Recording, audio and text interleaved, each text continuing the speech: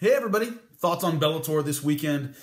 Two shows. There's one afternoon my time. It's taking place in the UK, and then there's a Connecticut show on Saturday that's just on DAZN. That's MVP versus Paul Semtex Daley. Now that's one of those fights brewing for a long time. It really jumped off the page at you when they announced it. Little side note: when Paul Daley fought Brendan Ward, after the fight, I got into the cage to interview him.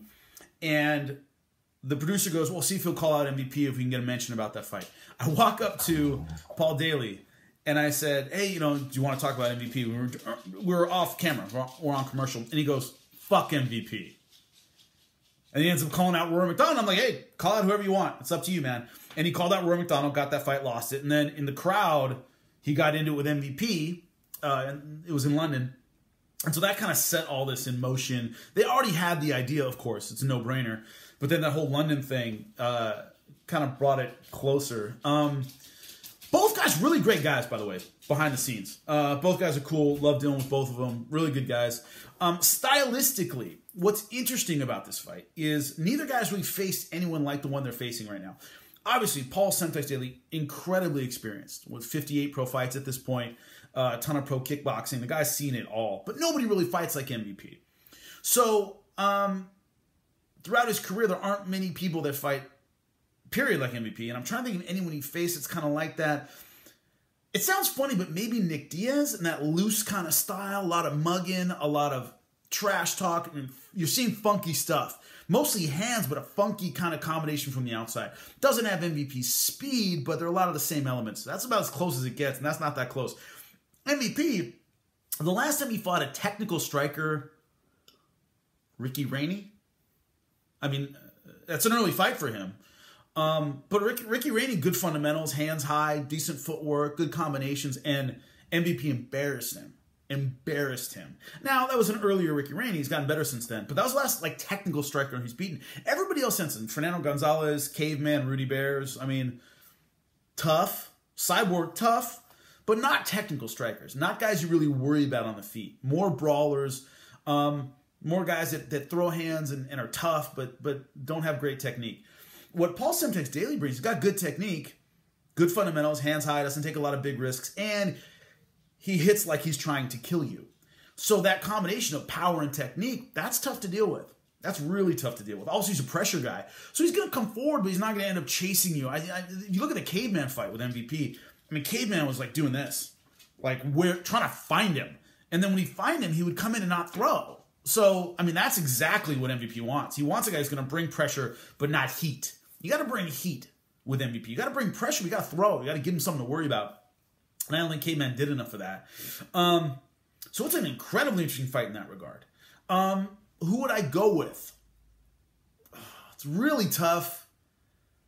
I'd say Paul Daley simply because he just has more to fall back on as a pro. He has more fights, so if things are going wrong, if he's seeing something he hasn't seen before, he has that backlog of knowledge. He has the experience to draw on that MVP doesn't. The only fight that didn't go well, Fernando Gonzalez for a round or two. I would say the third round was the only one that he decisively won, but, it wasn't a great fight for him. But that's the only one. MVP, other than that, it's been showcases. It's been showcases. It's been, look how good MVP is. So he hasn't had those bumps in the road that Paul Semtex Daley has fought so many guys. Yeah, he's had a million bumps in the road. And so he just has that to fall back on a little bit better. And there's no indication in his last few fights from Paul Daley, looked great against Lorenz Larkin, that he's off a cliff. That he's that old pro that's had one too many. Obviously tough fights against Rory McDonald, Douglas Lima, but it didn't look terrible.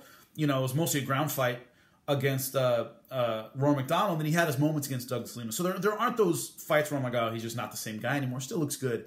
So I'd have to go with Paul Semtex Daley, but not easily. And that's a tough pick for me. But that's what I would say. But it's going to be good. A little side note on Matt Mitrione, Sergei Kharitonov. Athletic, hard hitters. They can knock you out. They can put it on you. They're aggressive. They're fun to watch. Matt Mitrione, probably the better athlete. Sergei Kharitonov, the better technician. The hard part about a fight like that, when I was a commentator working for Bellator, I'm not throwing shade at Bellator, the stakes on a fight like that, they pretty much much land in the same place. If you win, great. If you lose, it sucks, but not a lot. I mean, they're both heavyweights with big names that can knock you out if they hit you with the big punch. So setting the stakes on a fight like that is very hard. It's very hard.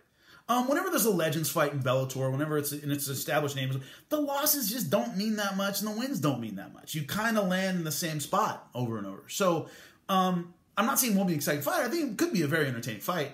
It's just a little insider baseball. From my position, when I was a commentator in Bellator, was setting the stakes.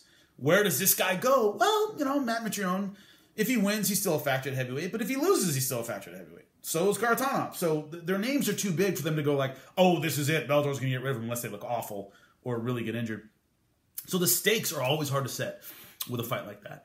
I would lean toward Matt Mitrione just because Matt, although he lost to Ryan Bader, didn't take like a pummeling, didn't take the kind of damage where you're like, oh, crap, that's going to linger with you. Javier Ayala crushed Kharitonov. So I think that mental edge of like, oh, if I just got knocked out, maybe I'm a little hesitant, maybe I'm a little tentative when the fists really start flying, that might happen. We'll see, although he looked good against Roy Nelson. Roy Nelson, Cro Cop, same thing. I would probably say Cro Cop, he's on a better streak, although there aren't very many great heavyweight names on that streak. Hasn't lost in a long time. Gabriel Gonzaga's on that streak, King Mo, but no great heavyweights in their prime in that run he's on right now. But I'd still give him the edge against Roy Nelson, just because momentum. Roy Nelson's lost his last two. So I'd have to go with Cro Cop. But once again, it's one of those, both guys have such a name that a win is nice, but it doesn't really kill you. And a loss sucks, but it doesn't really kill you.